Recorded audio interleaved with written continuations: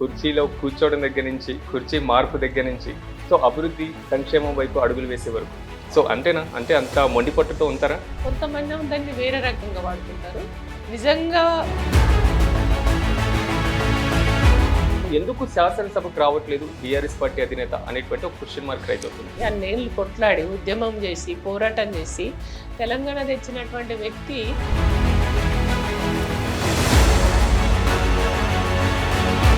BRS party అనేది తెలంగాణ ప్రజలకి ఆ బీఆర్ఎస్ పార్టీకి పేగుబంధం ఉంది.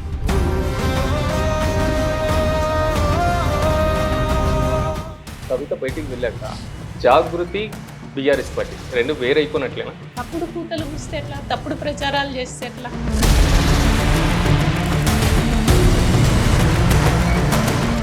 ఉమా గారి డ్రీమ్ ఏదైనా ఉందా రాజకీయం? నాకు ఒక్కటే లక్ష్యం ఉన్నది. నేను ఒక్కసారి తెలంగాణ ఉద్యమ సమయంలో మీకు బాగా నచ్చిన, మీరు మెచ్చిన పాట ఏదైనా ఉందా? తాగబోతే నీళ్ళు లేక తుమ్మెదాలో తడి గొంతు లారిపాయే తుమ్మెదాలో.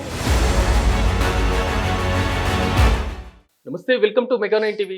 నేను సిరాజ్. అయితే చాలా వరకు కూడా ఉమ్మడి తెలుగు రాష్ట్రంలో అయినా, సో విభజిత తెలంగాణ రాష్ట్రంలో అయినా తనకంటూ ఒక ప్రత్యేకమైనటువంటి స్థానం సంపాదించుకున్నటువంటి వ్యక్తి, టీఆర్ఎస్ లో అయినా, బీజేపీలోనూ, ప్రస్తుతం ఉన్నటువంటి బీఆర్ఎస్ పార్టీలో అయినా ఒక కీలకమైనటువంటి వ్యక్తిగా తెలంగాణ ఉద్యమంలో చురుకైనటువంటి పాత్ర పోషిస్తూ కరీంనగర్ జిల్లాకి తొలి మహిళా జెడ్పీ చైర్మన్ గా పనిచేసినటువంటి తులా ఉమా గారు మనతో పాటు అందుబాటులో ఉన్నారు. ఉమా గారు నమస్తే. నమస్తే. ఎలా ఉన్నారు? బాగున్నాను. ఉమా గారు, మీ గురించి డిస్కషన్ చేయాలన్నా, మీ గురించి మాట్లాడాలన్నా, రాజకీయ పరంగా ఆలోచన చేయాలన్నా చాలా ప్రశ్నలు నా మధ్యలో మెదులుతున్నాయి. వాటన్నిటికీ ఈ రోజు మీ దగ్గర నుంచి నాకు సమాధానం కావాలి. ఓకే, సో తప్పకుండా. నక్సల్ ఉద్యమం దగ్గర నుంచి ప్రస్థానం అన్నారు. సో ఎలా మొదలైంది రాజకీయ ప్రస్థానం? ఏ విధంగా ఉంది? అప్పుడు నాకు చాలా చిన్న వయసు. మా ఏరియా అంతా ఫారెస్ట్ ఏరియా. ఓకే. అక్కడ ఎట్లా అంటే ల్యాండ్ లార్డ్స్ ఎక్కువ ఉండేవాళ్ళు. వాళ్ళ అజమైసిలో ఊర్లన్నీ అట్లా ఉండేదన్నమాట. చాలా ఇబ్బందులు పడేవాళ్ళు. ఆ టైంలో నక్సలైట్లు రావడం, ఎవరి చేతనైతే అణచివేయబడుతున్నారో ఆ ప్రజలకి వీళ్ళు అండగా నిలబడడం, దాంతో ఏమవుతుందంటే వీళ్ళు పాడేటువంటి పాటలు కానీ, పేద వర్గాల కోసం చెప్పినటువంటి మాటలు అవన్నిటి కొద్దిగా నాకు మంచిగా అనిపించింది. అట్లా ఇన్స్పైర్ అయ్యి అటువైపు వెళ్ళడం అనేది జరిగింది. ఇప్పుడు బయటికి ఎలా రావాలి, దీనికన్నా సో రాజకీయ పరంగా నేను నిలదొక్కోగలను అనే ఆలోచన ఎప్పుడు మొదలైంది? అంటే వాస్తవంగా నాదంతా కూడా ఉద్యమ నేపథ్యం కాబట్టి, ప్రజలలో ఉండి ప్రజల కోసమే పనిచేసినాను కాబట్టి, ఎప్పుడైతే కేసీఆర్ గారు తెలంగాణ ఉద్యమం ప్రారంభించారో అప్పుడు అనిపించింది, అంటే ఆ ఉద్యమంలో మన రోలు కూడా ఉండాలి అని చెప్పేసి. అట్లా నేను ఆ ఉద్యమంలో ఉద్యమ నేపథ్యం కలిగిన పార్టీ కాబట్టి నేను అప్పుడేం ఆశించకుండా నిస్వార్థంగా తెలంగాణ రావాలి అనే దానికోసమే పనిచేసింది. అట్లా పనిచేస్తున్నటువంటి క్రమంలో తెలంగాణ రావడం, వచ్చిన తెలంగాణలో నాకు జెడ్పీ చైర్మన్గా అవకాశాలు రావడం, అట్లా వచ్చినటువంటి అవకాశాన్ని కూడా సద్వినియోగం చేసుకొని ఉన్నంతలో అట్టడుగు వర్గాలకు మంచి పని చేయాలి, ఇతరుల కంటే నేను భిన్నంగా పనిచేయాలన్నటువంటి ఒక ఆలోచనతోటి, ఆ సంకల్పంతో నేను వెళ్ళడం జరిగింది. కానీ అప్పుడున్న పరిస్థితులు, నిధులు కొరతగా అనుకున్నంత చేయకపోయినా ఉన్నంతలో ఖచ్చితంగా డిఫరెంట్గానైతే నేను చేయగలిగినటువంటి ఒక సాటిస్ఫాక్షన్ అయితే ఉంది నాకు. అంటే ఎవరు బీజం వేసింది, ఎవరు రాజకీయ నేపథ్యానికి మొత్తానికి? రాజకీయ బీజం అంటూ నాకేం, అంటే నా బ్యాక్గ్రౌండ్ అసలు మా అమ్మను, తాత ముత్తాతలు, తల్లిదండ్రులు ఎవరు లేరు. రాజకీయ వారసత్వం అనేది లేదు నాకు. అదంతా కూడా ఉద్యమ నేపథ్యం కాబట్టి తెలంగాణ ఉద్యమమే ద్వారానే నాకు ఇదొక తెలంగాణ రావడం, వచ్చిన తెలంగాణలో నాకు ఒకసారి ప్రజలతో ఎన్నుకోబడి ప్రజల కోసం ఒక పరిపాలన చేసేటువంటి మొదటి జెడ్పీ చైర్పర్సన్గా ఒక అవకాశం రావడం అనేది నిజంగా నేను చాలా నా లైఫ్లో నేను మర్చిపోను. అంటే అప్పటి వరకు నా నేపథ్యం అంతా ఏంది, ఎవరైతే అధికారంలో ఉంటారో అధికార పార్టీలకు వ్యతిరేకంగా అట్టడుగు వర్గాల పక్షాన నిలబడి కొట్లాడినటువంటి వ్యక్తిని. అదే పరిపాలనలోకి వస్తే మరి చేయగలుగుతామా అనే సందిగ్ధం కూడా ఉండే. మాకు తెలియదు, అంత కొట్లాడు, పోరాడు, ఉద్యమాలు చేసుడు ఇవే తప్ప మరి పరిపాలన చేయగలుగుతామా లేదా అనేది ఉండే. కానీ అది చేయగలిగిన, అది అంటే కాన్సెప్ట్ అనేది మెయిన్. అంటే ఏవైతే ఉంటుందో అవకాశాలు ఆ చేసేటువంటివి ఏ వర్గాల కోసం మనం పనిచేస్తున్నాం, అవి ఎంతవరకు వాళ్ళ దగ్గరికి మనం తీసుకెళ్తున్నాం అనేది ఇంపార్టెంట్. కాబట్టి అట్లా నేను ఈజీగా విత్ ఇన్ 1-2 మంత్స్లో నేను అన్ని తెలుసుకోగలిగిన, చేయగలిగిన. సో ఆల్మోస్ట్ జెడ్పీ చైర్మన్ గా ఉన్నప్పుడు ఒక రకంగా చెప్పుకోవాలంటే ఒక ఐరన్ లేడీ అనేటువంటి పేరు కూడా వస్తుంది. కుర్చీలో కూర్చోవడం దగ్గర నుంచి, కుర్చీ మార్పు దగ్గర నుంచి, సో అభివృద్ధి సంక్షేమం వైపు అడుగులు వేసే వరకు. సో అంతేనా? అంటే అంత మొండి పట్టుతో ఉంటారా? ఖచ్చితంగా. అంటే ఆ చైర్‌లో ఉన్నప్పుడు చెయ్యాలనుకుంటే ఆ పట్టుదలతోటే చేస్తాం గదా! అంటే అది మన మైండ్ సెట్, మన ఆలోచన విధానం అనే దాని పైన ఉంటది. మనకిచ్చినటువంటి బాధ్యతను గుర్తించి దానికి తగినట్టుగా దానికి న్యాయం జేయాలి. ఒక బాధ్యతాయుతమైన ప్లేస్ గదా అది. అవును. కొంతమందేమో దాన్ని వేరే రకంగా వాడుకుంటారు. నిజంగా ప్రజల కోసమే చేయాలనుకునే వాళ్ళేమో ఉన్నదానికంటే ఇంకెక్కువ అవకాశాలు తీసుకొని ఖచ్చితంగా మనం ఎంత చేయగలుగుతామో అంత ప్రజలకే చేయాలి. అది నీతి, నిజాయితీ, ఒక పారదర్శకత అనేది కనపడేటట్టుగా ప్రజలకు ఓహో! పరిపాలన అంటే ఇట్లా చెయ్యాలే అనే విధంగా ఉండేటట్టు కూడా చేయొచ్చు. టీఆర్ఎస్ నుంచి బీజేపీ, బీజేపీ నుంచి మళ్ళీ బీఆర్ఎస్ లోకి వచ్చారు. అంటే ముందు చూసిన టీఆర్ఎస్ లో ఇప్పుడు మీరు చూస్తున్నటువంటి బీఆర్ఎస్ లో ఏం తేడా కనిపించింది? తేడా అనేది కాదు. ఇది ఉమ్, ఉద్యమ నేపథ్యం కలిగిన పార్టీ. నేను ఒక 20 ఏండ్లు అప్పటికే అవును. తెలంగాణ వచ్చేటప్పటికే నేను పనిచేసి ఉన్నాను. ఆ పనిచేస్తున్నటువంటి క్రమంలో అంటే నాలాంటి వాళ్ళకి ఎట్లా అంటే ప్రజలలో నా బుద్ధి తెలిసినప్పటి నుంచి పబ్లిక్‌లో ఉన్నాం కాబట్టి ఎక్స్‌పెక్టేషన్స్ ఎక్కువుంటాయి. అరే! ఉమ్మక్క అవును. లాంటి వాళ్ళొస్తే ఉమ్, మేము డైరెక్ట్‌గా కలవచ్చు, డైరెక్ట్‌గా మాట్లాడొచ్చు, ఏదైనా సమస్యలుంటే చెప్పుకోవచ్చు అనే భావనతోటి అట్లా ఉంటారు. అట్లా నాలాంటి వాళ్ళు కావాలని కోరుకున్నారు. అట్లా నేను జెడ్పీ చైర్మన్‌గా ఉన్నప్పుడు గూడా నాకు అసలు ప్రొద్దున 6 గంటల నుంచి మొదలైతే రాత్రి 12, 1 అయితుండే పబ్లిక్కు. వస్తూనే ఉండిరి. ఆ రాత్రి గూడా నేను వాళ్ళని రిసీవ్ చేసుకోవడం, మాట్లాడడము అవన్నీ గూడా చేసేదాన్ని. దాంతోటేమైందంటే నాలాంటి వాళ్ళు ఒక రేపు భవిష్యత్తులో ఇంకో ఎమ్మెల్యేనో, ఇంకేదన్నా అవకాశం వస్తే ఇంకా మాకు దగ్గరవుతది గదా! అనేది ఎక్స్‌పెక్ట్ జేషిర్రు. కానీ నాకు ఆ జెడ్పీ చైర్మన్ తర్వాత అవకాశం రాకపోయేసరికి ప్రజల నుంచి కొద్దిగా ఒత్తిడి జరిగింది. మీరేదో ఉమ్, ఒక రకంగా పోటీ చేయాలే, మా క్యాడర్ ఉంటారు, అవును. నన్ను నమ్ముకున్న వాళ్ళుంటారు. దాంతోటి అట్లా మళ్ళా లోకల్‌గా ఉండేటువంటి సమస్యలు గూడా అంటే ఏదైతే నేను ప్రజలకు దగ్గరయినానో, ప్రజలు నాకు దగ్గరవుతున్నారో, క్యాడర్ నాకు దగ్గరవుతున్నారో, నాకు ధీటుగా ఇంకొకళ్ళు అక్కడ ఎక్స్‌పెక్ట్ చేసే వ్యక్తులు ఎవరైతే ఉంటారో, వాళ్ళు నా మీద బాగా ప్రెషర్ తేవడం, నానా రకాల ఇబ్బంది పెట్టాలనేటువంటి ఒక ప్రయత్నం చేయడం. వాటన్నిటితోటి కొద్దిగా నేను అప్‌సెట్ అయినా. అరే! ఇన్నేళ్ల నుంచి కొట్లాడితిమి, పోరాడితిమి, ఉమ్. ఇంత కష్టపడి ఇంత పని చేస్తే కూడా మాకు వచ్చే అవకాశాలు రాకుండా చేస్తున్నారు. అవకాశాలు కూడా ఇస్తలేరు అనేటువంటి ఒకటి ఉండే. దాంతోటి కొద్దిగా అంటే ఇక్కడ మనస్తాపం 2 అనిపించింది. అంశాలున్నాయి. ఒకటి అవకాశాలు రాకపోవడం ఒకటి, అవకాశాన్ని అడ్డుకోవడం ఒకటి. ఈ అడ్డుకోవడం. రెండిట్లో ఏది?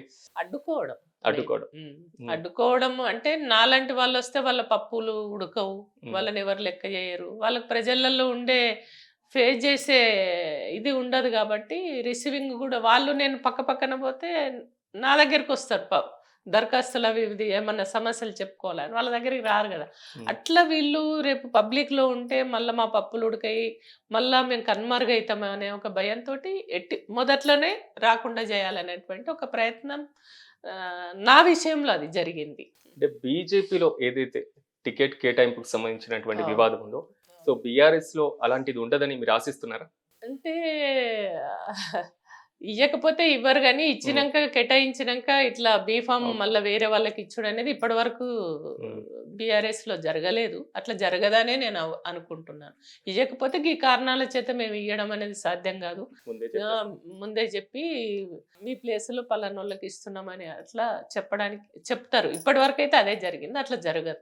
అంటే ఆల్రెడీ మీరు జాయిన్ అయిపోయి చాలా కాలం అయింది. బట్ సొంత గూటికొచ్చినప్పుడు మీ ఫీలింగ్ ఎలా అనిపిస్తుంది? అంటే నా ఇష్టంతోటి నేను బీజేపీకి పోలే. మనస్తాపంతోటే పోయినా. ఓకే. అరే! నేను ఇన్ని రోజులు కష్టపడి వాస్తవంగా నేను కండువా యేసుకునేటప్పుడు కన్నీళ్లు గూడా పెట్టుకున్నా. హ్మ్. అరే! నేను ఉద్యమ పార్టీ అని వచ్చిన. నాది ఇదే ఫస్ట్, ఇదే లాస్ట్ పార్టీ అనే నిర్ణయంతోటే ఓకే. నేను బీఆర్ఎస్‌లో 2001 నుంచి పనిచేసినానన్నమాట. అట్లాంటిది నేను మళ్ళా ఇక్కడికొస్తే నాకిష్టం లేని పార్టీ అది. హ్మ్. ఇక్కడికొస్తిని అనేది బాధ అనిపించింది. కాపోతే అప్పుడున్నటువంటి పరిస్థితులు, ఆ లోకల్‌గా ఉండేటువంటి సమస్యలు కేసీఆర్, కేటీఆర్ వీళ్ళతోటి నాకు హరీష్ అన్నతోటి ఏం సమస్య లేదు. హ్మ్. లోకల్ నాయకత్వంతోటే నా సమస్య. వాళ్ళు నన్ను మానసికంగా చాలా ఇబ్బంది పెట్టారు. అవమానపరిచే పదజాలం వాడినటువంటి సందర్భాలు, మా క్యాడర్‌ని గూడా బాగా ఇబ్బంది పెట్టినటువంటి పరిస్థితి. ఇవన్నీ జరుగుతున్నా గూడా పార్టీ పట్టించుకోలేదనేది ఒక బాధ ఉండే. ఏదేమైతేంది వాళ్ళు పెట్టేటువంటిది ఒకటి, మళ్ళీ ఈటెల రాజేందర్ మా జిల్లా మంత్రిగా ఉండే. అవును. అన్న గూడా అప్పుడు విప్లవ ఉద్యమాలలో పనిచేసినటువంటి వ్యక్తి. ఆళ్ళ ఫ్యామిలీకి, మా ఫ్యామిలీకి కొద్దిగా దగ్గర సంబంధం. ఇవన్నిటితోటి అన్నను అప్పుడు సస్పెండ్ జేయడం అవన్నిటితోటి అన్న బయటకు పోవడం. అన్నతో పాటు నేను గూడా అట్లా ఇష్టం లేకుండా అంటే అన్న నేను బీజేపీకి పోతాడని ఎక్స్‌పెక్ట్ చేయలే హ్మ్. ముందు. తర్వాత మామూలుగా అట్లా ఉంటారేమో, న్యూట్రల్‌గా ఉంటారేమో అని అనుకున్నాను. తర్వాత మళ్ళీ అటు పోయేసరికి అన్నతో పాటు వెళ్ళవలసొచ్చింది. కానీ తర్వాత మళ్ళీ అంటే సొంత ఇంటికే హ్మ్. వచ్చినటువంటి ఒక ఫీలింగ్ కలిగింది. అంటే అంటే వచ్చే ముందు ఏమైనా అధినేత నుంచి ఏమైనా హామీ రావడం ఇలాంటిది ఏమైనా అవును. దక్కిందా? అవును. అంటే కేటీఆర్ గారు మాట్లాడారు. హరీష్ హ్మ్. అన్న మాట్లాడిండ్రు. కేటీఆర్ గారు, కేసీఆర్ గారు గూడా బాగా ప్రెషర్ చేసి అమ్మాయి ఎందుకు ఇబ్బంది పడుతుంది? తొలక రావాలే. మన ఇంటి ఆడబిడ్డ గదా! అని జెప్పేసి సార్ గూడా చెప్పడం కేసీఆర్ గారు. హ్మ్. కాపాడుకుందాం. కేసీఆర్ గారు గూడా అన్నారు. నిన్ను నేను కాపాడుకుంటా. నువ్వు హ్మ్. గో హెడ్ చాలా ధైర్యంగా ఉండు. యాక్టివ్‌గా ఉండు అని జెప్పేసి అన్నారు. కాబట్టి హ్మ్. హ్మ్. అంటే ఈ ఓకే. ఇది చాలా కాలం అయినప్పటికీను నాకు చిన్న డౌట్ ఏమొస్తుందంటే, ఈ పార్టీ మార్పు అనేటువంటి అంశంలో సో, ఎలాంటి ఆలోచన చేస్తే బాగుండు అని ఎప్పుడైనా అనిపించిందా మీకు? అంటే పార్టీ మారకుండా ఉండవలసింది. ఓకే. కానీ అప్పుడు నాకు ప్రాబ్లమ్ ఏమైందంటే కేసీఆర్‌ని కలవడానికి గాని, అప్పుడేమో ముఖ్యమంత్రి అవును. హోదాలో ఉన్నారు కాబట్టి కలిసే అవకాశం లేకపోవడం, ఏదన్నా అభిప్రాయాలుంటే చెప్పుకునేటువంటి అవకాశం లేకపోవడం. ఆ టైంలో అంటే ఒక పొలిటికల్ పార్టీలో అందరూ అవసరమే. కానీ అవును. బయట కొత్తగా వచ్చిన వ్యక్తులకు ఎక్కువ అవకాశాలు వచ్చినాయి అనే ఒక ఫీలింగ్ నాకప్పుడుండింది. హ్మ్. దాంతోటి అరే! మనకు ఇంపార్టెన్స్ ఇస్తలేరనే బాధ గూడా కలిగి, ఆ! అట్లా తప్పనిసరి పరిస్థితుల్లో ఇష్టం లేకుండా గూడా పోవాల్సిన పరిస్థితొచ్చింది. సో, ఓవరాల్‌గా మళ్ళీ ఇప్పుడు బీఆర్ఎస్ పార్టీలో క్షేత్రస్థాయిలో అంతా బానే ఉందా? క్యాడర్ మీకు సపోర్ట్ చేయడం గానివ్వండి మొత్తం? చాలా బావుంది. హ్మ్. క్షేత్రస్థాయిలో క్యాడర్ బావుంది. నాకనేదే గాదు, పార్టీకి హ్మ్. ఓవరాల్‌గా మంచిగుంది. దాన్ని స్ట్రెంథెన్ చేసుకోవాల్సినటువంటి అవసరం ఉంది. మొన్ననే మంచి రిజల్ట్ వచ్చింది. అన్ని అవును. గ్రామాలలో గూడా మెజారిటీ సీట్లు బీఆర్ఎస్ పార్టీ హ్మ్. అభ్యర్థులే గెలుచుకోవడం జరిగింది. కాబట్టి రేపు ఫ్యూచర్‌లో మాత్రం ఖచ్చితంగా ఒక ఉద్యమ నాయకుడు, తెలంగాణ కోసమే పుట్టినటువంటి పార్టీ. కాబట్టి రేపు టీఆర్ఎస్‌నే గెలిపించుకోవాలి. బీఆర్ఎస్సే మళ్ళీ అధికారంలోకి రావాలి. కేసీఆర్ గారినే ముఖ్యమంత్రి చేసుకోవాలనేటువంటి ఒక సంకల్పం అయితే తెలంగాణ ప్రాంత ప్రజలలో, ముఖ్యంగా గ్రామీణ ప్రాంత ప్రజలలో అది బలంగా ఉంది. కానీ ఇప్పుడు బీఆర్ఎస్‌లో చూసుకుంటే మీరు నిన్న, మొన్నో చెప్పారు కవిత గారి గురించి. సో, అవును. కవిత ఎపిసోడ్ ఒక కుదుపు అనుకోవాలి. ఎందుకంటే బయటికి వెళ్తున్నారు, బయటికి అవును. వెళ్ళిపోతున్నారు, కొత్త పార్టీ పెట్టబోతున్నారనేది. కానీ ఈ అవును. లిక్కర్ స్కామ్ వ్యవహారం ఏంటి? మీరు చేసినటువంటి కామెంట్స్ కొంతవరకు ప్రకంపనలు రేపుతున్నాయి. అంటే నేను చేసింది గాదు. హ్మ్. నాకును కవిత గారికి వ్యక్తిగతంగా ఏం లేదు. ఓకే. అది ఈడీ నోటీసులే ఇచ్చింది. అవును. ఆ ఈడీ నోటీసులు చాలా క్లియర్‌గా ఇచ్చింది. అంటే ఈమె పిఏల ఫ్రెండ్స్ బినామీ అకౌంట్స్ ఏవైతే ఉంటాయో వాళ్ళ అకౌంట్‌ల నుంచి గాని, వాళ్ళ భర్త ఫ్రెండ్స్‌కి సంబంధించిన బినామీ అకౌంట్స్ గాని, అట్లాగే కుటుంబ సభ్యులకు సంబంధించినటువంటి అకౌంట్‌ల నుంచి హ్మ్. అరుణ్ పిల్లేకు ట్రాన్స్‌ఫర్ అయినాయి డబ్బులు అనేది చాలా క్లియర్‌గా ఆ ఆధారాల ఆధారంగానే ఆమెను అరెస్ట్ చేయడం జరిగింది. అవును. అంటే అవన్నీ ఆధారాలతో సహా ఉంటేనే కదా వాళ్ళు అరెస్ట్ చేయడం అనేది జరిగింది. అట్లా చేసినప్పుడు హ్మ్. అవే ఆధారాలు ఉన్నాయి కదా అనేది నేను ఆ విషయంలో మాట్లాడిన. నా హ్మ్. వ్యక్తిగత అభిప్రాయం నేను అవును. వ్యక్తిగతంగా ఏం లేదు. కానీ చాలా వరకు గూడా బయటికి వెళ్ళిపోయిన తర్వాత ఇప్పుడు బీఆర్ఎస్ పార్టీని తిడుతున్నారు. సో, ఏదైతే అంటే బీఆర్ఎస్ నిర్ణయాలని ఎత్తి పొడుస్తున్నారు. అంటే వాస్తవంగా కవిత గారి ఎపిసోడ్ ఏదైతే ఉందో లిక్కర్ ఎపిసోడ్ దానివల్ల పార్టీ బాగా డ్యామేజ్ అయింది. హ్మ్. బాగా అంటే ఆరోపణలు రావడంతోటి బయట ఎవరన్నా అడిగితే ఆన్సర్ చేయలేనటువంటి పరిస్థితి. అట్లాంటిది ఇప్పుడు తనే బీఆర్ఎస్ పార్టీ పైన లేనిపోని అన్ని అబండాలేసి హ్మ్. ఏదో అవినీతికి పాల్పడ్డదని, లేకుంటే ఇంకేదో ఏదో అంటే దాదాపు 20 ఏండ్లు తనున్నారు, అవును. పనిచేసిండ్రు. వివిధ హోదాలలో బాధ్యతలు తీసుకొని పనిచేసిండ్రు. చేసిన తర్వాత ఆ రకమైనటువంటి మాట్లాడే తీరేదైతే ఉందో, పార్టీ అనేది బీఆర్ఎస్ పార్టీ అనేది తెలంగాణ ప్రజలకి బీఆర్ఎస్ పార్టీకి పేగుబంధం ఉంది. తెలంగాణ కోసమే పుట్టినటువంటి పార్టీ. అట్లాంటి పార్టీని పట్టుకొని ప్రజల అభిమానించే పార్టీని పట్టుకొని అట్లా అనేసరికి నాకు కొద్దిగా బాధ అనిపించింది. అంటే నేను 2001 నుంచి ఆ పార్టీ అవును. పెట్టినప్పటి నుంచి పనిచేసినటువంటి వ్యక్తిగా, అరే పార్టీ ఏ, నష్టం చేసే విధంగా తెలంగాణ ప్రజల మనోభావాలకు భిన్నంగా తను ఇట్లా మాట్లాడే తీరేదైతే ఉందో అది ఉమ్. కొద్దిగా ఇబ్బంది అనిపించింది. కానీ కవిత గారు తెలంగాణ జాగృతి ఐ థింక్ 2006లో అనుకుంటాను. సో ఆ ప్రాంతం నుంచి మొదలు పెట్టారు. సో బీఆర్ఎస్ టీఆర్ఎస్ తో కలిసే పనిచేశారు. ఇప్పుడు ఒక రాజకీయ పార్టీగా వెళ్తే ఎంతవరకు సక్సెస్ అవుతారనేది మీ ఒపీనియన్? ఒకటండి, ఎంతవరకు సక్సెస్ అవుతుంది అనేది ఇక ప్రజలు కదా డిసైడ్ చేయాలి. అది మనం ముందుగానే మనం ఏం చెప్పలేము. కాకపోతే ఏంటంటే తెలంగాణ జాగృతి వేరు, బీఆర్ఎస్ వేరుగా లేకుండే. అవును. అంటే తను అమెరికా నుంచి వచ్చినాక జాగృతి అనేది పెట్టుకోగానే ఆమె జాగృతి అనే సంస్థను పెట్టుకొని పబ్లిక్లోకి పోతే యాక్సెప్ట్ చేస్తారు కాదు కదా. అప్పటికే బీఆర్ఎస్ అప్పుడు టీఆర్ఎస్ పార్టీ అనేది ఒక బలమైనటువంటి శక్తిగా తయారైంది. గ్రౌండ్ లెవెల్‌లో ప్రతి ఊర్లో గూడా ఒక నెట్‌వర్క్ ఉన్నది. కాబట్టి తను జాగృతి ఆధ్వర్యంలో జాగృతి అనే ఒక పేరుతోటి హ్మ్. ఏ కార్యక్రమం చేసినా గూడా అక్కడ రిసీవ్ చేసుకునేది టీఆర్ఎస్ కార్యకర్తలు, నాయకులు.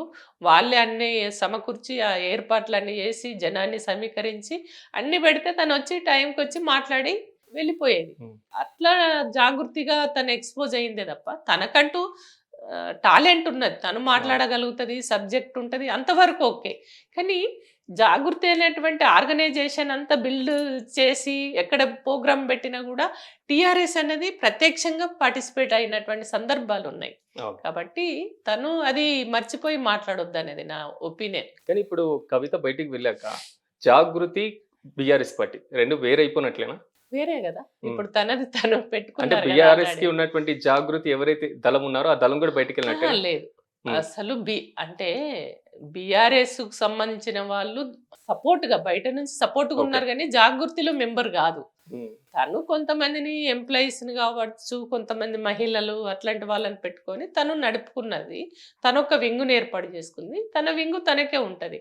కానీ బయట టీఆర్ఎస్‌గా మేము పూర్తి స్థాయిలో అప్పుడు సపోర్ట్ చేసినటువంటి విషయం అయితే జగమెరిగిన సత్యం. చాలా వరకు మీరు కేసీఆర్ గారిని తిడితే విమర్శ చేస్తున్నారు. కాంగ్రెస్‌నైనా, బీజేపీనా. కవిత కూడా సేమ్ చేస్తున్నారు. సో ప్రజలు దేన్ని నమ్మితే సిట్యుయేషన్ ఉంటుంది? ప్రజలకి అన్నీ తెలుసు. హ్మ్. కేసీఆర్ అనే వ్యక్తి రాదు అన్న తెలంగాణను కొట్లాడి ప్రజలందరిని ఏకం చేసి తెలంగాణ తెచ్చినటువంటి వ్యక్తి. వచ్చిన తెలంగాణను ఎట్లా బాగు చేసుకోవాలో 10 సంవత్సరాలలో కాంగ్రెస్ ఇంతకుముందు ఉన్నటువంటి పార్టీలు చేయని అభివృద్ధిని, ఒకవైపు అభివృద్ధి, ఒకవైపు సంక్షేమ పథకాలు బ్రహ్మాండంగా చేసినటువంటి చరిత్ర కేసీఆర్ గారిది. కాబట్టి కేసీఆర్ గారి గురించి ఎవరేం మాట్లాడినా కూడా తెలంగాణ ప్రజలు నమ్మే పరిస్థితులు లేరు. నేను అదే అంటున్నాను. హ్మ్. ఇవాళ తన కడుపులో పుట్టిన బిడ్డగా తను చేసినటువంటి పనులన్నీ మర్చిపోయి, ఇవాళ ఎవరో శత్రువు అంటే పడిరాని వాళ్ళు, వాళ్ళ రాజకీయ ప్రయోజనాల్ని దృష్టిలో పెట్టుకొని కేసీఆర్ పైన ఆరోపణలు చేసి పార్టీని బదనం చేయడం కోసం వాళ్ళు తిడుతున్నటువంటి మాటలు, ఆళ్ళు చేస్తున్నటువంటి ఆరోపణలు ఏవైతే ఉన్నాయో వాటికి మీకు ఉన్న తేడా ఏంది అని అవును. కవిత గారు. అందుకని తను సొంతగా అంటే అప్పుడు ఉద్యమంలో పనిచేసిన కవిత వేరు. ఇప్పుడు తను మరి ఏం ఆశించి, ఏ రాజకీయ ప్రయోజనాలను దృష్టిలో పెట్టుకొని అట్లా మాట్లాడుతుందో అవన్నీ గూడా అది తనకే తెలియాలి. సో ఇప్పుడు తెలంగాణలో ఉన్నటువంటి గవర్నమెంట్ ఆటోమేటిక్‌గా బీఆర్ఎస్ పార్టీ మీద విచారణలు అంటుంది. కేసీఆర్ మాజీ ముఖ్యమంత్రి ఆయన శాసనసభకు రావట్లేదు అనేటువంటి ఆరోపణ చేస్తుంది. సో ఈ మొత్తం చూసుకున్న తర్వాత ఎందుకు శాసనసభకు రావట్లేదు బీఆర్ఎస్ పార్టీ అధినేత అనేటువంటి ఒక క్వెషన్ మార్క్ రైజ్ అవుతుంది ప్రజల్లో. ఆల్రెడీ మొన్న వచ్చిండ్రు. హ్మ్. మీరు మీరు చూస్తున్నారు అసెంబ్లీలో ఏం జరుగుతుందనేది. ఏమన్నా ఉన్నదా? అసలు బీఆర్ఎస్ పార్టీకి సంబంధించినటువంటి నాయకులు ఎవరైనా మాట్లాడితే మాట్లాడడానికి అవకాశమే ఇస్తలేరు. హ్మ్. వాళ్ళు వాళ్ళ ఇష్టానుసారంగా మాట్లాడుతూనే ఉన్నారు. ప ప ఏది మన పీపీటీలు ఇస్తున్నారు. అవును. అరే మీరు ఇస్తున్నారు గదా! మరి మేము గూడా మేమేం జేసినామో మేము జెప్తామని అంటే గూడా మాకు అవకాశం ఇయ్యలేని పరిస్థితి. కాబట్టి అట్లాంటి మనకు మాట్లాడని దగ్గర మేము జెప్పిందే వినాలి అనేటువంటి సభలో మేముండి ఏం జేస్తాం, నేను బోయి ఏం జేస్తా అనేటువంటి భావన నేచురల్‌గా ఎవరికైనా ఉంటది గదా! ఇవాళ కేసీఆర్ గారొచ్చి ఆయన చిన్నాయన. హ్మ్. అంతే గదా! రేవంత్ రెడ్డి అనేటువంటి వ్యక్తి కేసీఆర్ అంత అనుభవం ఉన్నటువంటి వ్యక్తి. అన్నేళ్ళు కొట్లాడి, ఉద్యమం జేసి, పోరాటం జేసి, తెలంగాణ తెచ్చినటువంటి వ్యక్తి ఇవాళ ఆయనను ఆ రోజు అసెంబ్లీకి వస్తే కూడా ఆ 2-3 నిమిషాలు కూడా ఎట్లా ఏం చేసిర్రో మీరు చూసిర్రు కదా. అందుకని ఇక ఈ చిన్నోళ్ళ ముందట వాళ్ళు కరెక్ట్ మనం అంటే సబ్జెక్ట్ వైజ్గా మాట్లాడి పద్ధతి ప్రకారం పోతే మంచిదే. ఉమ్. కానీ మాట్లాడే అవకాశమే ఇస్తలేరు కదా. వాళ్ళు మేము చెప్తాము, మేము మాట్లాడతాము, మీరు వినండి అనే పద్ధతిలో వాళ్ళు అజమాయిషీ చేసే తీరు ఏదైతే ఉందో అది బీఆర్ఎస్ పార్టీకి నచ్చకనే మేము బైకట్ చేయడం అనేది జరిగింది మాకు. కానీ కాంగ్రెస్ చెప్తున్నటువంటి ప్రధాన ఆరోపణ కాళేశ్వరం ప్రాజెక్టు ఈ కార్ రేసింగ్ అంటున్నారు. సో అధినేత జైలుకి పంపిస్తాం, సో కేటీఆర్ ని జైలుకి పంపిస్తాం, హరీష్ రావుని జైలుకి పంపిస్తాం, మొత్తం ఆరోపణలు చేస్తున్నారు. సో రేవంత్ రెడ్డి ఉమ్. చైర్ లో కూర్చున్నప్పటి నుంచి ఇప్పటి వరకు అదే మాట్లాడుతున్నాడు. ఉమ్. కార్ రేసింగ్ కావచ్చు, కేటీఆర్, హరీష్ రావు, కాళేశ్వరము, కేసీ అంటే ఇవే అవినీతి ఆరోపణలు. అంటే వీళ్ళు ఇట్లా చేసిరు, ఇది అట్లా చేసిరు అని ఆరోపణలు తప్ప, అరే తెలంగాణ రాష్ట్రం ఇవాళ కొత్తగా నేను అంటే 10 సంవత్సరాల తర్వాత వచ్చిన తెలంగాణలో మొదటిసారి ఒక అవకాశం వచ్చింది. ఈ రాష్ట్రంలో తెలంగాణ ఎంతవరకు అభివృద్ధి అయింది, ఇంకేం చేయవలసిన పనులు మిగిలిపోయినాయి, నేను ఏం చేయాలనేది ఎక్కడ మాట్లాడతలేరు. ఆయన ప్రమాణ స్వీకారం చేసినప్పటి నుంచి ఇప్పటి వరకు ఎప్పుడు కేసీఆర్ పేరు, కేటీఆర్ పేరు, హరీష్ రావు వీళ్ళ పేర్లు తీసుకోకుండా ఆయన ఉపన్యాసం ఉండదు. కాబట్టి ఏమైనా ఇప్పుడు శత్రువు ఎవరంటే బీఆర్ఎస్ పార్టీ. బీఆర్ఎస్ పార్టీని ఎట్లా బదనం చేయాలి, ఏదో ఒక రకంగా ఆరోపణలు చేయాలి, తెలంగాణ అబద్ధాలన్నీ నిజాలుగా చెప్తూ ప్రజల్ని నమ్మించాలనేటువంటి ఒక ప్రయత్నం రేవంత్ రెడ్డి చేస్తున్నాడు. కాబట్టి అవన్నీ కూడా ప్రజలకు తెలుసు. అందుకని ఇప్పుడు ఏదో అప్పుడు నిజంగా 6 గ్యారంటీలు 420 హామీలు ఏవైతే ఉన్నాయో అవన్నీ కూడా ప్రజలు నమ్మించగలిగిండు. ఆయన అన్నాడు కదా, తెలంగాణ ప్రజలు అబద్ధాలు చెప్తేనే వాళ్ళు నమ్ముతారు, నమ్మి కాంగ్రెస్ అబద్ధాలు నమ్మారంట. నమ్మించగలిగిండు ఆయన. నమ్మి అంటే తులం బంగారం అని, 2000 రూపాయలని, రైతు బంధు అని, అట్లా ఏది ఆయన చెప్పింది ప్రతిదీ కూడా మీరు అసలు మీరు ఎవరన్నా లోన్లు తీసుకుంటే తీసుకోండి, మళ్ళీ మేము వచ్చిన మొదటి ఫైల్లోనే మీ లోన్లు మేము క్లియర్ చేస్తామని చెప్పినటువంటి సందర్భాలు. రైతు బంధు అన్నాడు, రైతు ఏది బోనస్ అన్నాడు, రైతులు కొనుగోలు చేసినటువంటి కొనుగోలు కేంద్రాలలో రైతులు ఏవైతే ధాన్యం అమ్ముతారో దానికి బోనస్ కూడా ఇస్తాడు. అంటే ఇట్లా చెప్పుకుంటూ పోతుంటే చాలా ఉన్నాయి. అవన్నీ కూడా ఆయన ఇస్తున్న హామీలలో ఒక్కటి కూడా ఇప్పటి వరకు నెరవేర్చలేదు. కాబట్టి అవన్నీ నెరవేర్చకుండా అవన్నీ తప్పించుకోవడానికి ఏం చేయాలి, కేసీఆర్ను బదనం చేయాలి, కేటీఆర్ను బదనం చేయాలి, వీళ్ళు ఇట్లా చేసిరు, వాళ్ళు అట్లా చేసిరని ఎక్కడన్నా ఆధారాలు ఉన్నాయా? ఆధారాలు ఉంటే నువ్వు ముందట పెట్టు. నిజంగానే కేటీఆర్ అయితే ఓపెన్గానే అన్నాడు కార్ రేస్లో, నేను చేసింది తప్పే అయితే నేను చేసింది గిది పద్ధతిలో చేసిన, అదేమన్నా ఉంటే ఆధారాలు ఉంటే అది చూపియ్యు, అరెస్ట్ చేస్తావా చేసుకో అని కూడా చెప్పారు. కాళేశ్వరం అయితే జగమిరి ఇప్పుడు అంత పెద్ద ప్రాజెక్టు కట్టారు. అంత పెద్ద ప్రాజెక్టు కట్టినప్పుడు 1-2 ఇప్పుడు మనం ఇల్లు కట్టుకుంటాం, ఎక్కడన్నా క్రాక్ వస్తుంది, దాన్ని సరిదిద్దుకుంటాం కదా. ఆ క్రాక్ లేకుండా ఎట్లా చేసుకోవాలని చూస్తాం. కానీ ఆ ఒక పిల్లర్ వంగింది, 2 పిల్లర్లు వంగినాయి కాబట్టి ప్రాజెక్టే తప్పనంటే ఎట్లా? ఆ ప్రాజెక్టు వల్ల ఎన్ని కుటుంబాలు బాగుపడుతున్నాయి, ఎన్ని ఎకరాలు పండుతున్నది, ఎంత లాభం జరుగుతుంది తెలంగాణకు అనేది అది మర్చిపోయి ప్రాజెక్టు కట్టినావు, 2 పిల్లర్లు కుంగిపోయినది, అవినీతికి పాల్పడ్డారని తప్పుడు కూతలు కూస్తే ఎట్లా, తప్పుడు ప్రచారాలు చేస్తే ఎట్లా? అందుకని రేవంత్ రెడ్డి తప్పుడు సమాచారాన్ని తప్పుడు మాటలతోటి తెలంగాణ ప్రజల్ని నమ్మించి మోసం చేయాలనేటువంటి ఒక ప్రయత్నం చేస్తున్నాడు. కానీ ప్రజలకు గుర్తెరిగిరు ఇప్పుడు, అరే మేము నమ్మినాము, మోసపోయినాము, ఆయనను ఏదో చేస్తాడని అనుకున్నాము, మార్పు అని అంటే ఏదో చేస్తాడు అనుకున్నాం, కానీ ఈ రకంగా మమ్మల్ని ఇబ్బంది పెట్టే మార్పు తీసుకొస్తాడని మేము అనుకోలేదు. కాబట్టి ఎంత తొందరగా రేవంత్ రెడ్డి దిగిపోతే అంత మంచిగా ఉండనేటువంటి ఆలోచనలో ఇవాళ తెలంగాణ ప్రజలు ఉన్నారు. సో రీసెంట్గా వచ్చిన లోకల్ బాడీ సెలక్షన్స్ రిజల్ట్ సంతృప్తిగా ఉన్నారా బీఆర్ఎస్ పార్టీ? అవును, అంటే సంతృప్తి అంటే మేము దాంట్లో ప్రత్యక్షంగా ఎక్కడ ఇది కాలే, ఎక్కడోళ్ళు అక్కడే అది స్థానికంగా ఎవరికి వాళ్ళు కొట్లాడి గెలిచేటువంటి ఎలక్షన్స్. అట్లా చాలా మంది బీఆర్ఎస్ నాయకులు గెలవడం జరిగింది. సంతృప్తిగా ఉన్నాం. మంచి అంటే అధికార పార్టీ జనరల్గా లోకల్ బాడీస్ ఎట్లుంటాయంటే ఎవరైతే అధికారంలో ఉంటారో అధికారం ఉన్న పార్టీకి సంబంధించిన సానుభూతి పరులు గెలిస్తే ఏమన్నా అభివృద్ధి జరుగుతుంది. డైరెక్ట్ ఎమ్మెల్యే వాళ్ళ మనిషి ఉంటాడు, మంత్రి ఉంటాడు, ఏదైనా పనులు ఏదన్నా ఉంటే చేసుకోవచ్చు, మా గ్రామం అభివృద్ధి జరుగుతుంది అనే ఆలోచన ఉంటది, అవును. కానీ దానికి భిన్నంగా ఇవాళ రిజల్ట్ వచ్చింది. అంత అంటే అధికార బీఆర్ఎస్ పార్టీ పార్టీ అనుకున్న దానికంటే ఎక్కువే వచ్చినట్టున్నాయి చాలా స్థానాలు. ఎక్కువ వచ్చినాయి, ఉమ్. చాలా ఎక్కువ వచ్చినాయి. మళ్ళీ అంటే వాళ్ళకి అదే భయపడి ఆ. ఇప్పుడు ఎన్నికలు పెడతలేరు, ఉమ్. మున్సిపల్కి మున్సిపల్ వెళ్తున్నాడు. ఎన్నికలు. సో సేమ్ సత్తా మున్సిపల్ ఎన్నికల్లో జిహెచ్ఎంసీ అన్నిట్లో. ఖచ్చితంగా. సో ఉమా గారి డ్రీమ్ ఏదైనా ఉందా రాజకీయాల్లో? నాకు ఈ లక్ష్యం ఒకటి ఉంది, నాకు ఇది ఒకటి కోరిక ఉంది అనేటువంటిది ఏదైనా? అంటే ఒకటే, నేను అంటే జీవించి ఉన్నన్ని రోజులు ప్రజల కోసం జీవించాలి, ప్రజల కోసం పనిచేయాలి. ఉమ్. నాకు చేయగలిగితే ఒకళ్ళకు నష్టం చేయకుండా నా ద్వారా ఇంకొక 10 మందికి ఉపయోగపడాలి, నేను చేసే పని వల్ల 10 మందికి లాభం జరగాలనేటువంటి ఒక ఆలోచనతోటి నేను ఉన్నాను. కాబట్టి నాకు ఎట్లా అంటే ప్రజలలో పోవాలి, ప్రజల కోసం పనిచేయాలంటే ఒక పొజిషన్ అనేది ఉండాలి. అవును. కాబట్టి రేపు ఒక ఎమ్మెల్యేనో ఎమ్మెల్సో ఏదో ఒకటి అయితే నేను ప్రజలకు సర్వీస్ చేయడానికి అవకాశం ఉంటుంది.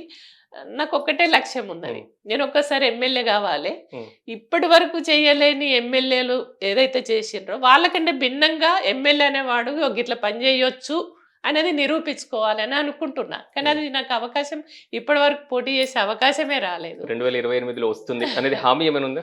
వస్తుందని ఎక్స్పెక్ట్ చేస్తున్నా. ఉమ్. ఎందుకంటే మహిళా బీసీ ఒకటి, అవును. నేను మహిళ ఒకటి, ఉద్యమకారిణిని, నాకు విస్తృతమైన ప్రజా సంబంధాలు ఉన్నాయి. ఉమ్. ప్రజలు కూడా ఎక్స్పెక్టేషన్స్ అట్లా ఉన్నాయి, ఉమ్మక్క లాంటి వాళ్ళు రావాలని కోరుకుంటున్నారు. కాబట్టి నేను ఉన్నటువంటి ఈసారి నాకు అవకాశం కల్పిస్తారేమనే ఆశతోటే ఉన్నాను. సో తెలంగాణ ఉద్యమ సమయంలో మీకు బాగా నచ్చిన, మీరు మెచ్చిన పాట ఏదైనా ఉందా? చాలా ఉన్నాయి ఈ పాటలు. సో మెగా 9 ప్రేక్షకుల కోసం ఏదైనా ఒకటి. నాకు నోటికున్నటువంటి పాట, నాకు ఇష్టమైనటువంటి పాట, అప్పుడు ఉద్యమాలలో పనిచేసినప్పుడు ఒకటి, తాగబోతే నీళ్లు లేక తుమ్మెదాలో తడి గొంతు లారిపాయే తుమ్మెదాలో. అట్లా నీళ్లు లేనటువంటి పరిస్థితి అప్పుడు, అప్పుడు ఉన్నటువంటి పరిస్థితులలో నీళ్ళ కొరతతోటి ప్రాజెక్టులు లేవు, చెరువులలో నీళ్లు లేవు. అప్పుడు ఊర్లో ఉన్నటువంటి వాళ్ళు బిందెలు పట్టుకొని కిలోమీటర్ల కొద్దీ లైన్లో నిలబడి ఆ, ఆ, పొలం బావుల కడిపోయి ఆ బోర్ల కడ పోయి పట్టుకొని వచ్చేవాళ్ళు. ఉమ్. అట్లా ఆ సందర్భంగా ఈ పాట అనేది వచ్చింది. ఆ పాట నాకు చాలా ఇష్టమైనది. పాటలో కూడా ప్రజా సమస్యల వైపు మొత్తం మళ్ళీ. అంతే.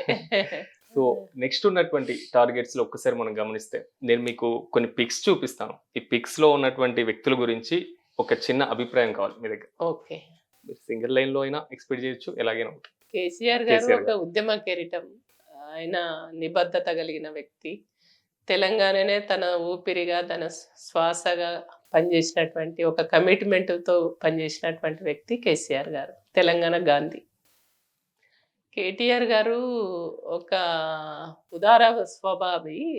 అంటే కేటీఆర్ ఒక సంకల్పం అయితే ఉన్నది, ఆయన ఎవరికి అంటే ఒక మంచి పని చేయాలి, ఒక మనకంటూ ఒక క్రియేటివిటీ అనేది ఉండాలి, తెలంగాణను బ్రహ్మాండంగా ఒక మంచిగా అభివృద్ధి చేసుకోవాలనే సంకల్పంతో ఉన్నటువంటి వ్యక్తి.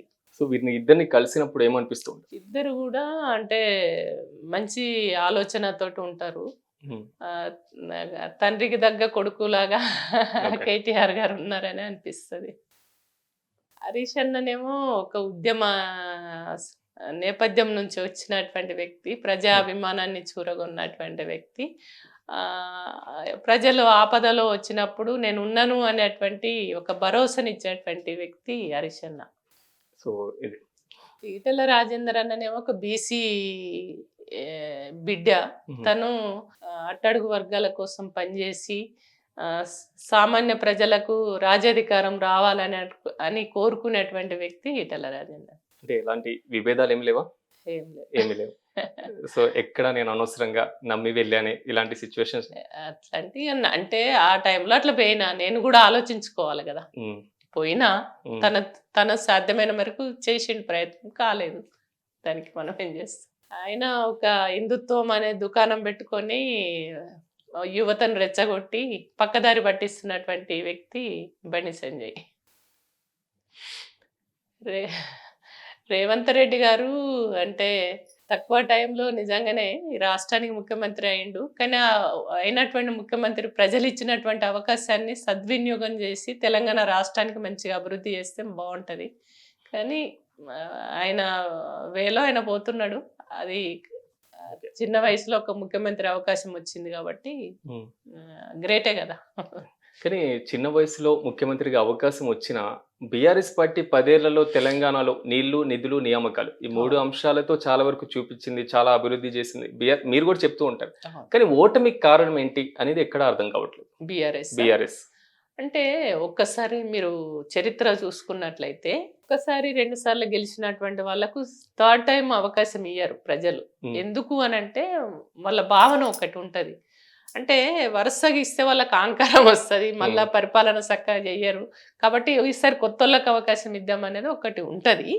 అయితే ఇక్కడ మొన్నటి దాంట్లో మాత్రం రేవంత్ రెడ్డి నమ్మించగలిగిండు. అబద్ధాలన్నిటిని కూడా నిజాలుగా చెప్పుతూ తెలంగాణ ప్రజల్ని నమ్మించగలిగిండ్రు. ఇంకొకటి బీఆర్ఎస్ కూడా ఏందంటే అప్పుడు కొద్దిగా శత్రువు తీసుకెళ్ళగలిగింది. అంటే కుటుంబము అనేది ఉమ్, ఒకటి, కుటుంబ పార్టీ అనేది ఒకటి, కలుస్తలేరు అనేది ఒకటి, ఉమ్, ఎవరికి అందుబాటులో ఉంటలేరు అనేది ఒకటి, రాష్ట్రాన్ని అప్పులపాలు చేసిండ్రు అనేది ఒకటి. ఇట్లాంటి కొన్ని అబద్ధాలని ప్రజల్లోకి తీసుకెళ్ళిర్రు. ప్రజలు కూడా నమ్మిండ్రు. కాబట్టి ఆ రకంగా ఓటమికి కొన్ని కారణాలుగా పనిచేసినాయని నేను భావిస్తున్నా. ఉమా గారికి ఇన్నేళ్ల రాజకీయ జీవితంలో ఏ పార్టీ నుంచి ఆఫర్ రాలేదా? బీజేపీ, బీఆర్ఎస్ కాకుండా కాంగ్రెస్ నుంచి అయినా? బహుశా 2009 కంటే ముందు 2009 రాజశేఖర అప్పుడు రెడ్డి గారు. రాజశేఖర రెడ్డి ఉమ్, గారు ముఖ్యమంత్రి ఉండిరు కదా. ఆయన ఏం చేసిండ్రంటే ఆఫర్ పెట్టిరు. అప్పుడు చాలా మంది మా వాళ్ళు ఎమ్మెల్యేలు కూడా అమ్ముడు ఉమ్, పోయినరు. నాకు అవకాశం ఇస్తా రమ్మని చెప్పేసి వేరే వాళ్ళ ద్వారా చెప్పంతే నాకు తెలంగాణ ముఖ్యం, తెలంగాణ తప్ప నాకు వేరే ఆలోచన లేదు, ఉమ్. ఎటు వచ్చేది లేదని చెప్పేసి అట్లా చెప్పడం జరిగింది. తిరస్కరించారు. సో మళ్ళీ రెస్పాన్స్ రాలేదు. అస్సలు రెస్పాండ్ మళ్ళీ మొండిది ఉమ్, ఉమా అసలు. ఉమ్, నాకు అది ముద్ర ఉంది. మొండిది ఏది తను అనుకున్నదే చేస్తది, తనకి ఇష్టం లేకపోతే ఇది చెయ్యది అనేది వాళ్ళకి తెలుసు. కూర్చున్న చైర్ లో కూడా మీరు అలాగే కూర్చున్న సిచ్యువేషన్స్ కూడా కరీంనగర్ జడ్పీ చైర్మన్ ఉన్నప్పుడు కనపడ్డాయి. అలిగి కూర్చున్నానా? చైర్ పిల్లో మారిన ఒక చిన్న ఇష్యూ అది కాదు. అది అంటే ఏమైందంటే వాస్తవంగా ఉమ్, ప్రోటోకాల్లో మంత్రి తర్వాత నేనే ఉంటా, అవును. కలెక్టర్ నా జడ్పీ తర్వాతనే చైర్మన్. కలెక్టర్ ఉండాలి. అయితే జెండా ప్రోగ్రామ్ ఉంటది కదా, ఉమ్, 15th ఆగస్టు 26 జనవరి ఏదో సంథింగ్, నాకు అది కరెక్ట్ తెలియదు.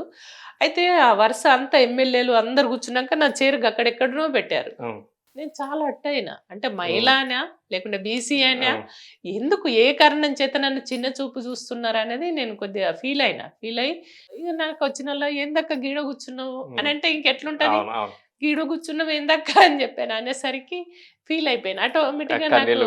కన్నీళ్ళు వచ్చినాయి. ఎందుకు ఏడవద్దు, ఉమ్, ఆ, కానీ ఆ టైంలో అట్లా వచ్చేసినాయి అన్నమాట. అట్లా ఫీల్ అయినా అన్నమాట. అంటే అప్పుడు ఆ అదే ప్రోటోకాల్లో కూడా నాకు ఆ రకమైనటువంటి ఇబ్బందులు పెట్టిండ్రు ఉమ్. స్థానికంగా ఉండేటువంటి నాయకులు. కానీ అక్కడ చాలా కూడా ఆ ఇబ్బంది పడ్డా. సిచ్యువేషన్ కూడా కనిపించిన తర్వాత ఉమా గారిలో మొండి పట్టు చాలా ఎక్కువగా ఉంటుంది అనిపించింది. ఇక రమ్మని ఆ నుంచి ఆ. లేవమంటే అస్సలు లేవలేను, లేవలేదు. అట్లే కూర్చున్నా. ఉమ్. చాలా వరకు కనబడుతున్నటువంటి ఇష్యూ బీసీస్ కి సంబంధించి అధిక ప్రాధాన్యత ఇవ్వాలి అంటారు. అవును, సో బీసీ రిజర్వేషన్ బిల్లు మీరు చూసారు ఆల్రెడీ. అవును. సో తెలంగాణకి బీసీ అనేటువంటి వ్యక్తి ముఖ్యమంత్రి అవుతారా? కావాలి. కావాలి. బీజేపీలో సాధ్యం కాలేదు. బీజేపీ ఇస్తానంటుంది కానీ మరి బీజేపీ బీసీకి ముఖ్యమంత్రి ఇయ్యాలని అనుకుంటే ఉమ్, మరి ఇక్కడ అధ్యక్షుని కూడా బీసీ ఇయ్యాలి కదా, అవును. ఇయ్యలేరు కదా. ఉమ్, అంటే వాళ్ళు చెప్తారు కానీ చేతలలో ప్రాక్టికల్కి వచ్చేసరికి అది సాధ్యం కాదు, వాళ్ళు చెయ్యరు కూడా. మొత్తం అగ్రనాయకత్వం అంతా కూడా వాళ్ళే కదా, అగ్రవర్ణాలే కదా. ఉమ్. సో బీఆర్ఎస్ బీ- ఇస్తుందని ఏమైనా నమ్మకం? మాకైతే ఇప్పుడు బీసీలకే ఇయ్యాలనేది లేదు. Okay. ఈ బీఆర్ఎస్ కేసీఆర్ కావాలి. కేసీఆర్ ఉమ్, బాగా అనుభవం ఉన్నది, కొట్లాడి తెచ్చినటువంటి తెలంగాణను బాగు చేసుకోవాలని ఒక సంకల్పం ఉంది. అంటే ఒక విజన్ ఉన్నది, ఇట్లా చేయాలి, గీ వర్గాలకి గీ రకంగా అన్ని వర్గాలు కూడా భాగస్వామ్యం ఉండాలి ఈ పరిపాలనలో అనేది కేసీఆర్ గారి ఆలోచన. ఇంకొకటి ఏంటంటే ఆర్థికంగా కూడా అన్ని వర్గాల ప్రజలు నిలదొక్కుని అడుక్కునే పరిస్థితి ఉండొద్దు. అయ్యా నాకు గిదియు అనే కంటే వాళ్ళే ఇంకొకరికి ఇయ్యడానికి ఎదిగే విధంగా వాళ్ళని ఆర్థికంగా బలం చేకూర్చే విధంగా వాళ్ళని అభివృద్ధి చేయాలనేది కేసీఆర్ గారి ఆలోచన. అందులో భాగంగానే చాలా స్కీమ్స్ కూడా సంక్షేమ పథకాలు కూడా అవును. తీసుకురావడం జరిగింది. కేసీఆర్ గారిని కలవడానికి మీరు గతంలో అన్నట్లుగా మధ్య మధ్యలో ఏమైనా అడ్డంకులు లేదా స్పీడ్ బ్రేక్ ఏమైనా ఉంటాయా? ఇప్పుడు కూడా ఉన్నాయా అలాంటి? కొద్దిగా అంటే సారు హెల్త్ రీత్యా కావచ్చు, Okay. ఏదో కారణం చేత కలుస్తలేరు. కానీ కలవాలి అప్పుడప్పుడన్నా. కొద్దిగా ఆరోగ్యం మంచిగా లేని కలవక్కర్లేదు కానీ మంచిగా ఉన్నప్పుడు కొద్దిగా కొంతమందిని మొన్న కలిసిండ్రు, కలుస్తున్నారు. అంటే ఏం లేదు, ఆడ కలుస్తారు, పోతారు, ఒక ఫోటో దిగుతారు, వెళ్ళిపోతారు అంతే. ఏమన్నా చిన్న చిన్న ఇష్యూస్ ఉంటే చెప్తారు, వెళ్ళిపోతారు కదా. అట్లా అవకాశం ఇస్తే బాగుంటుంది. రెండు తెలుగు రాష్ట్రాలు మీరు చూస్తే రేవంత్ రెడ్డి కాంగ్రెస్ గవర్నమెంట్, సో అక్కడ చంద్రబాబు కూటమి గవర్నమెంట్. ఈ రెండు ప్రభుత్వాలు చూసాక మీకేమనిపిస్తుంది? మీ ఒపీనియన్ ఏంటి? 2001 నుంచి మీరు రాజకీయాల్లో ఉన్నారు కాబట్టి మీ అనుభవం. అంటే రేవంత్ రెడ్డి గారికి ఏమో అనుభవం లేదు, దూకుడు అంటే యువకుడు కాబట్టి కొద్దిగా ఒంటెద్దు పోగడబోతున్నట్టున్నాడు, అంత ఆయన పద్ధతిలో ఆయన ఇది చేస్తున్నాడు. చంద్రబాబు నాయుడు ఏమో కొద్దిగా అనుభవం ఉన్నటువంటి వ్యక్తి, కొద్దిగా దేశ లెవెల్లో కావచ్చు, ప్రపంచంలో కూడా కొంతమందితోటి ఆ సంబంధాలు ఉన్నాయి, పెట్టుబడులు తెచ్చుకోవడంలో కావచ్చు, రాష్ట్రాన్ని మంచిగా అభివృద్ధి చేయాలన్నటువంటి సంకల్పంతో కొద్దిగా చంద్రబాబుకి అది ఉంటదని నేను భావిస్తాను. కలిసారు ఎప్పుడైనా బాబు గారిని? కలవలేదు. టీడీపీ నుంచి కూడా ఆఫర్ రాలేదు. టీడీపీ నుంచి మా హస్బెండ్ కి వచ్చింది. ఓకే. అప్పుడే అంటే తను కూడా నక్సలైట్లలో పనిచేసిండ్రు కదా, మేమిద్దరం కలిసే పనిచేసి. ఆయన బయటకు వచ్చినప్పుడు మెట్టుపల్లి ఖాళీ ఉండే, మెట్టుపల్లి అప్పుడు మెట్టుపల్లి నియోజకవర్గం ఉండే, కోరుట్ల కాకండి ముందు. అప్పుడు పోటీ చేస్తే అవకాశం ఇద్దాము అని అన్నారు, కానీ ఆయనకి ఇష్టం లేకుండే పొలిటికల్ గా బయటకు రావాలనేది. కానీ చంద్రబాబు నాయుడు అధికారంలో ఉన్నప్పుడే మేము బయటకు వచ్చినాక, పార్టీలో నుంచి బయటకు వచ్చినాక, చంద్రబాబు నాయుడు గారు మా వారికి వాస్తవంగా చదువుకున్న టైంలోనే అటు వెళ్ళిపోయినరు. మళ్ళా వచ్చిన తర్వాత ఏజ్ అంటే జాబ్కు ఎలిజిబిలిటీ ఉన్న వయసు అనేది దాటిపోయింది. అట్లాంటి వ్యక్తిని స్పెషల్ కేసు కింద ఆయన కన్సిడర్ చేసి జాబ్ ఇచ్చిండ్రు. ఆ జాబ్ ఇవ్వడమే మాకు ఉపాధిగా మీన్స్ కొద్దిగా స్థిరపడడానికి అవకాశం చంద్రబాబు నాయుడు గారు. అది నేను ఎప్పుడు కూడా మర్చిపోలేను. మాకు ఒక లైఫ్ ని ఇచ్చిండు కదా. సో ఇప్పుడు ఉన్నటువంటి నక్సలిజం, మావోయిజాన్ని ఎక్కడికక్కడ అణిచివేయాలి, 2026 మార్చి 31 నాటికి కేంద్ర ప్రభుత్వం ఆపరేషన్ ఖగర్ చేపట్టింది. సో ఈ న్యూస్ చూస్తున్నప్పుడు, లేదా ఆపరేషన్ ఖగర్ ఇంప్లిమెంటేషన్ లో కానివ్వండి, ఈ బర్సే దేవాకి సంబంధించి కానివ్వండి, హిడ్మాక్ కానివ్వండి, మీకు ఏమైనా అనిపిస్తూ ఉంటుందా, లేదా గత స్మృతులు గుర్తు రావడం అలాంటి ఏమైనా? అంటే వాళ్ళు ఇప్పుడున్న టెక్నాలజీ ప్రకారంగా వాస్తవంగా బతకలేరు. ఎక్కడ ఏ మూలకున్నా కూడా పట్టుకొని కాల్ చేస్తున్నటువంటి పరిస్థితి. చాలా మందిని కూడా మీరు సరెండర్ కావండి, మీకు ఉపాధి కల్పిస్తామని అంటున్నారు, రాగానే మళ్ళీ పట్టుకొని కాల్చినటువంటి పరిస్థితి మీరు చూస్తున్నారు. అంటే మొత్తంకే లేకుండా చేస్తామనేటువంటి ఒక ప్రయత్నం ఏదైతే చేస్తుందో గవర్నమెంట్, అది సాధ్యం కాదు. ఖచ్చితంగా ఆ మూలాలు ఉంటాయి. ఖచ్చితంగా ఇవల్ల ఒక వ్యక్తిని కాల్చి చంపినంత మాత్రాన ఆ వ్యక్తి ప్లేస్ లో ఇంకా 10 మంది పుడతారు ఏదో ఒక రకంగా. కాబట్టి చంపడం, ఎన్కౌంటర్లతోటో అరెస్టులతోటో అణచివేస్తామనేటువంటిది ఏదైతే చెప్తారో అది సాధ్యం పడదు. సో మీరు అడవిలో ఉన్నటువంటి సిచ్యువేషన్ లో ఎదురైన ఏమైనా క్లిష్టమైనటువంటి సంఘటన ఏదైనా ఒకటి? వాస్తవంగా అప్పుడు ఫారెస్ట్ లో అందరం ఒక 2-3 దళాలు అందరు కలిసి ఒక దగ్గర క్లాసెస్ అంటే కొన్ని విషయాలు మాట్లాడుకుంటారు అనమాట. అట్లా కలవడానికి ఒక వారం రోజులు ఒక దగ్గరనే ఉన్నాము. అది ఇన్ఫర్మేషన్ ఎవరో ఇచ్చినట్టున్నారు. దాదాపు మా చుట్టూ దాదాపు ఒక 80 మంది పోలీసులు రౌండ్ అప్ చేసిర్రు. రౌండ్ అప్ ఇట్లా వచ్చిండ్రు, ఇట్లా తిరుగుతున్నారు అని అనగానే ఇక నుంచి ఎక్కడి అక్కడ పడేసి ఊరికినాం అనమాట. అది ఎప్పటికీ నా లైఫ్ లో టెన్షన్. ఇక అసలు అందరిని వదిలేసినా, నేను అప్పుడు చిన్న పిల్లనే కదా, బాగా అందరిని వదిలేసి ఇక నా అంగాల నేను ఉరుకుతూనే ఉంటి. ఉరికి ఎక్కడికో పోయినా, ఎక్కడనున్న దట్టమైనటువంటి అడవి అప్పుడు. ఇక తర్వాత మళ్ళా నెక్స్ట్ డే భయం అవుతుంది, ఒక్కదాన్నే ఉన్నా. మళ్ళీ నెక్స్ట్ డే వేరే రెగ్యులర్ గా అందరం కలుసుకునే ప్లేస్ ఏదైతే ఉంటుందో అక్కడికి పోయినాక ఆడ పోయి ఉంటే అప్పుడు చిన్న గుడిసె ఉండే అనమాట. ఆ గుడిసె ఆ ప్లేస్ అతను వచ్చి, నేను వచ్చినన్నా, నేను ఈయనే ఉన్నానంటే ఆయన ద్వారా మళ్ళీ వాళ్ళకి సమాచారం చేస్తే కలవడానికి ఒక 2-3 రోజులు పట్టింది. సో ఫోన్ లేదు, టెక్నాలజీ లేదు, ఏముండవు కదా, ఫోన్లు ఉండవు, ఏముండవు. మనుషుల ద్వారానే కబురు పంపడము, లెటర్లు రాసి పంపించడం అట్లా. నక్సలిజం, మావోయిజం లో ఉన్న ప్రజా సమస్యల మీద పోరాటం, రాజకీయంలో ఉన్న ప్రజా సమస్యల మీద పోరాటం, రెండిటి మధ్య ఏది బెస్ట్ అనిపించింది మీకు? ఏది సంతృప్తినిచ్చింది? అప్పుడే సంతృప్తినిచ్చింది. ఎందుకంటే అప్పుడు వాళ్ళ దగ్గరే ఉండేవాళ్ళం, వాళ్ళ దగ్గరే తింటుంటే వాళ్ళ కోసం ఇక మా ఊపిరి, మా శ్వాస అంతా కూడా ప్రజలకే అంకితమై చేసినాం కదా. ఆ టైంలో చాలా పనులు చేసినాం. చాలా మందికి భూములు లేని నిరుపేదలకు భూములు పంపిణీ చేయడం కానీ, ఇండ్లు లేనటువంటి వాళ్ళకి ఇండ్లు వచ్చే విధంగా నిస్వార్థంగా. ఇప్పుడు ఏ పని చేసినా కూడా ఏదో ఆశించి ఇచ్చేస్తారు పొలిటికల్ పార్టీలలో. అంటే వాళ్ళు కూడా వాళ్ళు తిరగడానికి దానికి సంబంధించిన అన్ని చూసుకుంటారు కదా. అవును. అప్పుడేమో మాకంతా ప్రజలే గదా! వాళ్ళ దగ్గరనే తినడం, వాళ్ళ దగ్గర మాకంటే ఏముండదు. మా భూమి మేము పంచినాం. ఆ, మ్మ్. మా మా భూమి. ఓకే. మా హస్బెండ్ కొద్దిగా ల్యాండ్ లార్డ్సే. అయితే వాళ్ళ నాన్న పట్వారనమాట. నేను అందులో ఉన్నప్పుడు ఏం చేసినంటే, నేను మా మామయ్యకే వ్యతిరేకంగా ఆ ఊరోళ్ళనందరిని ఏకం చేసి ఇది ఇండ్ల స్థలాలకి ఇయ్యాలని చెప్పేసి ఎంఆర్ఓకి రిప్రజెంటేషన్ ఇచ్చినాం. అట్లా ఇవ్వడంతోటి నన్ను అడిగితే నేను ఇయ్యనా, నన్నుగా బజార్‌కి ఈడుస్తావని పాపం వెంటనే 3 ఎకరాల భూమి. ఇప్పుడు కొన్ని కోట్ల రూపాయలు విలువ. అది రాసిచ్చేసిండ్రు. ఇప్పుడు తులానగర్ అని ఉంటది బోర్డు ఆ ఓకే. కాలనీకి. మ్మ్. 3 ఎకరాలు ఇప్పుడు చూసినప్పుడు మొత్తం ఎలా అనిపిస్తుంది? ఆ రోజు నా పోరాటం అది ముఖ్యంగా కుటుంబంలో తిరుగుబాటు. తిరుగుబాటు. అట్లా ఇచ్చేసరికి అక్కడ ఆ ప్రాంత ప్రజలందరికీ కూడా తెలుసు. మ్మ్. అట్లా నా ఆనవాళ్ళు చాలా ఉన్నాయి మా ఏరియాలో. మెట్టిపల్లిలో ఇచ్చినాము, ఇబ్రహీంపట్నంలో అట్లా చాలా భూములు పంపిణీ. అది నాకు బాగా సాటిస్ఫాక్షన్. అంటే ఏం అధికారం లేదు, మ్మ్. నాకేమో హోదా లేదు, అయినా నేను పేదోళ్లకు, అట్టడుగు వర్గ ప్రజలకు ఒక పని చేయగలిగిన అనేటువంటి ఒక సంతృప్తి. సో ఫైనల్ గా 2028 ఎలక్షన్ కి సంబంధించి శాసనసభలో అయినా శాసన మండలిలో అయినా గ్రౌండ్ లెవెల్లో మీ నియోజకవర్గంలో అయినా ఎలాంటి కసరత్తును ప్రారంభించారు మరి? అంటే కసరత్తులు అనేది ఏముంటది కానీ, పార్టీ ఏ నిర్ణయం ఇస్తే ఆ పార్టీ కార్యక్రమాలలో భాగస్వామురాలినై పనిచేస్తున్నా.